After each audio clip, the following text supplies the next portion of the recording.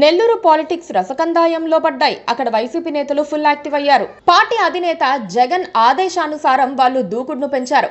టీడీపీలో ఉన్న నేతలను కాస్త గట్టిగానే టార్గెట్ చేస్తున్నారు. అందులోనూ ఇప్పుడు వారికో మంచి టాపిక్ దొరికింది.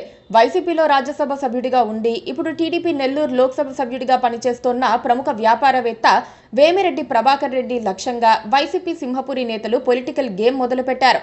వేమిరెడ్డి మైనింగ్ వ్యవహారాలను ప్రస్తావిస్తూ పెద్ద స్కామ్ జరిగిందని మాజీ మంత్రి అనిల్ కుమార్ యాదవ్ ప్రెస్ మీట్ పెట్టి మరీ ఆరోపణలు సంధించారు.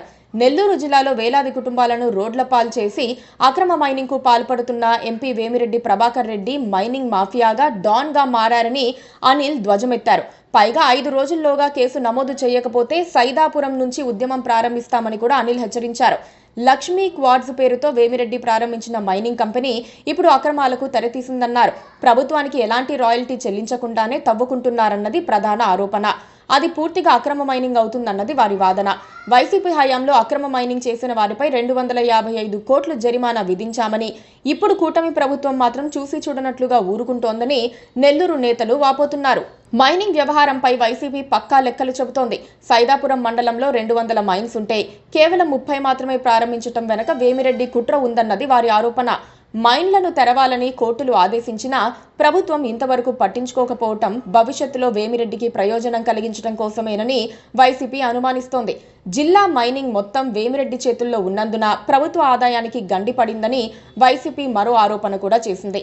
తమ హయాంలో మైనింగ్ ద్వారా 300 కోట్ల రూపాయలు ఆదాయం వస్తే ఇప్పుడు కనీసం 30 కోట్లు కూడా రావటం లేదని లెక్కలు తీసింది. ఎవరు మైనింగ్ చేసినా వేమిరెడ్డి కంపెనీకి సరఫరా చేయాలని షరతు విధించారట. నెల్లూరు జిల్లాలో వైసీపీ నేతలపై వరుస కేసులు నమోదవుతున్నాయి. 2 మాజీ మంత్రులు అనిల్ కుమార్, కాకాని గోవర్ధన్ రెడ్డిపై పెద్ద కేసులే ఉన్నాయి. పోలీసులకు చిక్కకుండా కాకాని తప్పించుకు తిరుగుతున్నారు. ఆయనపై కూడా అక్రమ మైనింగ్ కేసులున్నాయి. తామొక్కరమే అవినీతి పరులం కాదని, టీడీపీ వాళ్లు కూడా దొందేనని నిరూపించేందుకు వైసీపీ బ్యాచ్ ప్రయత్నిస్తోంది. పైగా మొదటి నుంచి వేమిరెడ్డి వారికి టార్గెట్ గా ఉన్నారు.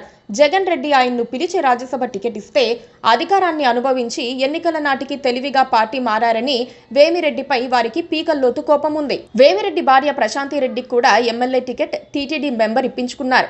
ఇటీవలి కాలంలో వేమిరెడ్డి కూడా టీడీపీ అసంతృప్తి పరుల జాబితాలో చేరిపోయారని వార్తలొస్తున్నాయి. ఆ సంగతేంటో తేల్చుదామనే వైసీపీ వాళ్ళు కదిలించి కొట్లాడుతున్నారన్న అనుమానాలు కలుగుతున్నాయి. Please subscribe to KTV Telugu. KTV Telugu. KTV Telugu. KTV Telugu channel.